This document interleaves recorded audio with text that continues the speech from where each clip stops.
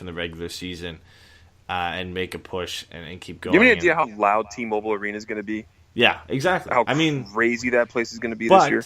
But it could be like Winnipeg when the Ducks went into Winnipeg. And of course, it's a different situation. Winnipeg wasn't a top team at the time when Anaheim went there. But it was an insane atmosphere. They had the whiteout. It was probably one of the craziest atmospheres I've seen in an arena in the playoffs. And the Ducks swept them. And Andre Pavlik. Yeah. Okay. Yeah. So it's different, of course. But I think that plays a role, and they're going to be right behind that team through the first round. I think that's a huge boost. I don't want to deal with that.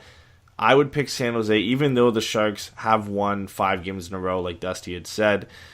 I still think they match up better with San Jose. I'm still not 100% sold on the goaltending with the Sharks, whether it be Martin Jones or Aaron Dell. I don't even think they know necessarily who's going to be their guy that they're going to go to. You would assume it's Martin Jones, but you just don't know. And that Dell's blue line, really well. yeah, and that blue line as well. I'm not 100% sold on the Sharks blue line because they've got Paul Martin, who they just called up. He's played 5 games this season. They have Dylan DeMello and Brendan Dillon on the bottom pairing, which isn't great. But who? Yeah, so you've got Brent Burns though. So when you've got Brent Burns back there, you can make anything happen. And that top 9 is one of the better in the Western Conference, especially adding Evander Kane to that lineup. So they're scary, but I would rather face them than the Knights, and I feel like a lot of people agree with that as well. Let's see. Let's keep moving down here. We had a couple just comments more than anything. Matt saying Gibson for the Vezina or Gibson to pull a jiggy and get the Conn Smythe. I wouldn't put it past me. If the Ducks get to the Stanley Cup final, it's probably going to be on the back of John Gibson. It has to be. That's why they are where they are right now in the regular season, is because of John Gibson. I'd agree with that one. Chase saying Montour just keeps impressing him, especially when he plays with Fowler. I think that's kind of a sentiment that a lot of people agree with. I saw that all over Twitter today. Even though the underlying stats show they didn't have a great game, I still think that pairing has been excellent for the Ducks lately. Chase. Yeah, I'd like to look at the shot quality. I mean, I know we don't need to go deep diving on that right now, but I wonder, there was a high volume of shots and shot attempts, but I mean, Calgary, like I said, just didn't look dangerous. Yeah, and the Chase was also agreeing with us, saying I think Larson can come up next year and slot in on the third pairing left side. And I think that's what we all hope. I mean, I saw a little bit of a post in the chat today talking about how Larson could play with Manson next year, maybe Pettersson and Lindholm, and then Fowler and Montour. That would be great. That would be a great young top 6. I would love to see that on the back end. But that does it for the chat. I mean, you guys can continue to ask questions until we finish here, but we're going to move on and look at some of the other questions we have on Reddit and on Twitter as well. So we're going to go to Reddit real quick so I can get that out of the way. We had 2 questions. Turnaround 08 on Reddit said, am I just not a big Holzer fan, or was that a really rough game for him tonight? Yeah, it was a rough game, 100%. That's where the Andy Walensky talk has come on the show. I mean, I would have to agree. And it's a fast man's game. And Holzer just doesn't really fit the mold right now. Yeah, I mean, it was a bad game for pretty much everybody in the shot attempts-wise for the Ducks, other than Pettersson and Lindholm. Everybody else was below 50%. Holzer was the third worst at 21.7, just above Montour and Fowler. And, the eye test didn't fail either. He just didn't look that great tonight. Made a couple sloppy plays. But, again, they didn't lead to goals, so I can't directly say he was just awful, but he didn't impress. And I would like to see Walensky, because I think he brings in a little bit of a different essence than what Holzer can provide. CS All Graffy, fairness to Holzer's first game, so maybe I should give him a break till next if he slots in on Friday. But we kind of know what we're going to get from him. I mean, True. At this point, you know what he's going to bring to the lineup. We've seen him enough. I feel like Andy Walensky, maybe not much of an upgrade, but at least can bring a little bit more mobility to that back end. I agree with that. CSO Graffy on Reddit, so the last question on Reddit, he said, it seems that Cogs has found a scoring touch. Is it just the beginning of an explosion of points for him? I was looking at his point totals the past several games. He hasn't had a ton. I mean, he scored against Columbus, and I think this is the goal after that. So he hasn't necessarily been on fire. Playing better, yes. He's getting opportunity. But I hope so. We all hope that he can start chipping in more goals. It was a beauty of a shorthanded goal for him tonight. I wouldn't say that we're going to see a ton of points out of him just yet. I want to see more consistency from him, but hopefully it's a sign of good things to come. Yeah, so looking at the last few games, this is his second point and his first goal in the last 6 games. So he's not necessarily lighting up the score sheet, but like you said, he's getting his chances. We had mentioned it earlier when we were talking about his shorthanded goal that I feel like we at least see some kind of effort shorthanded from him every time the Ducks get a penalty kill. So it's great to see him producing, but he's still not putting the points on the board, so I don't think we're going to see an explosion of points as it was put anytime soon. Now we'll move over to Twitter. A couple questions here. Jacob hit us up in the DMs with a couple questions. We'd mentioned this already, but I'll bring it up because I don't want to leave any questions out. He said, any chance we see Welinski and Pettersson together down the stretch? Let's hope so. Why not get a look? I mean, that third pair, if they're playing easy deployment minutes, if you shelter them a bit, they don't really move the needle up or down too often. So I wouldn't mind seeing them together a little if Carlisle can really bring the minutes down on that third pair. But he does like his veterans, so I don't think we'll see it, but it'd be nice to see just a little bit of it. That means you probably see Lindholm and Boschman together, though.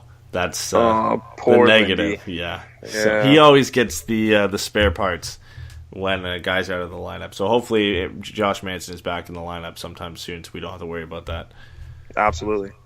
Jacob also had another question. He heard this on another show. He said, should Raquel be considered an elite first-line forward? This is something we talked about, I think, on the first or second show, where we were talking about Raquel and where he can get to. I'm guessing the question is referring to at this point in time. So do you think he should be considered an elite first-line forward? No. I believe he's that second tier. Yeah. And maybe like on the lower end of the second tier. Not to take anything away from him. But you got to remember, he plays with Ryan Getzlaf. And Getzlaf creates everything on this Ducks team offensively for the forward group. And anybody who plays with him, or for the most part plays with him, is going to produce. Yeah. And that's just, I mean, you can see when he gets the puck, he slows the game down. When we talked about him a bunch on our other shows about just how magnificent of a player he is and a playmaker he is, you got to imagine that Raquel, yes, he's getting these snipe stuff and he's making plays, not to try to take anything away from him, but Getzlaf's the elite center, and he's definitely helping out Raquel's game. Yeah, and it's all what you put into the word elite as well, and who you categorize as elite. In my opinion, that's reserved for a few players in the National Hockey League. I mean, this season you would have to say that Nathan MacKinnon is an elite player, Nikita Kucherov, Genny Malkin, Connor McDavid are elite players. And then from there, I think, Ovechkin, an elite goal scorer for sure. Patrick Laine, an elite goal scorer. And then I think it dips down to that second tier where you've got, Claude Giroux's having a great season, Steven Stamkos, Kessel, Kopitar, Goodrow. I think they're in that second tier, not necessarily elite, but definitely first-line forwards. And then I think that tier underneath that is where Raquel falls. And that's not a bad tier. That's still a first-line forward.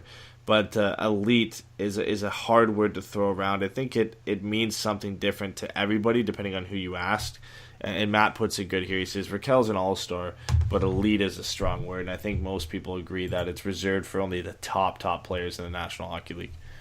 He's the best winger on the Ducks. I'll give him that. He's a hell of a player, for sure. All right, so let's we're wrapping it up here. We've got a couple more questions on Twitter, so I'll go out and I'll grab this one from our live post. We had Sammy saying he thought this game would be a bit more physical on the Ducks side. Flames threw some good hits, but not really a response from the Ducks. Kind of feel like the Ducks knew they were above retaliation tonight and just focused on the win. I was happy with it. As much as I was happy with them being focused on the win, I was happy they didn't get goaded into penalties and all, but that game was boring. I think I've said it like 4 times already tonight. I was happy with the win, but it was hard to watch. I guess they didn't want to get engaged in any of the nonsense, but Calgary didn't really try more than just a couple times. I think Tanner Glass threw a couple of hits on Derek Grant, and they made him mention that he hit the glass pretty hard, but it was really just a mellow game. Yeah, and we expected it to be physical. This was a game we pegged along with the LA game as one that was going to be a feisty, nasty game. I think we had coined that after the game against Detroit because we're saying, well, if this is a nasty game, then look at the history the Ducks have had with Calgary and with LA, and those are going to be two nasty games. I still think the LA one is because it always is, but I was surprised at how tame this game really was. Yeah. Let's hope that's not the same on Wednesday or Friday, rather. I want to see a nice, fast-paced game played by the Ducks to get them ready. They need to start getting in that mode full-time rather than just a game here and a game there. We love the win, but let's show some more intensity in this. Yeah, and I think we already answered this, but I'll ask it as well. SECSPN on Twitter said, if given the choice, would we rather get the third seed in the Pacific or the first wild card and play Vegas? So we did answer it because we already talked about who would you rather play with San Jose and Vegas, but I think we can expand on it and add that the last wild card spot as well, and throw Nashville into the mix. No. For the Ducks, do you want to get into that third Pacific spot, or do you want to risk it and fall into the wild card? Playing Nashville, Winnipeg, or Vegas is just a big no, and I don't want to play them at all in the first round. Those buildings are going to be just ballistic, and I feel like they're not good matchups for Anaheim in the first round. Let them get their playoff legs under them before we throw them in with the top tier teams. I'd rather face the, albeit slightly less scary San Jose Sharks than face one of those teams. I think the only argument there that I've heard some people is saying, don't you want to get the best teams out of the way right off the bat? Normally, I could agree with that, but I think in this case, if you play Nashville first round, you're most likely playing Winnipeg in the second round, and then maybe Vegas in the third round. So that's the most difficult route you could take to get there. And at least if you get into the Pacific Division, you're playing Sharks, then Vegas, and then maybe one of those Nashville or Winnipeg after they've beat each other up in the Central race. So normally I would maybe agree with that side, but there's no way I want to go through Nashville and Winnipeg in the first two rounds. Yeah, the only time it's okay to play those top-seeded teams is when your team's rolling, and the Ducks are not rolling. They're winning, but they're not rolling through teams. Yeah, and it's great that they've won 4 in a row, for sure, but you got to look at the teams they're beating. They're beating a Flames team. I think this is their 4th loss in a row. They beat Vancouver. They beat now the Devils as well. So they haven't really rolled through some teams. Detroit was the 4th team that I was forgetting there. So they're not necessarily great teams. This game coming up against Winnipeg, which we'll briefly break down now, I think is going to be the toughest test of the bunch. Winnipeg is a very scary team. I don't know. I think the big thing is if Patrick Laine is going to be available for that game. He left the game against the Kings injured after blocking a shot. So that is a huge advantage, unfortunately, on Patrick Laine's case, but a big advantage for the Ducks if he's not in the lineup. I mean, I hate to be a pessimist, but we pegged this game as being the toughest of this trip, and I don't feel that the Ducks have increased their chances all that much by the removal of Patrick Laine possibly from that lineup. I still feel like this team is really good. Mark Scheifele's really good. Dustin Byfuglien's really good. Connor Hellebuck in net is also really good. Did Jacob Trouba come back? He took an awful hit by Jamie Benn. I believe he's back, yeah. He's back. He tried to stand up in front of Jamie Benn and got hit by a Mack truck.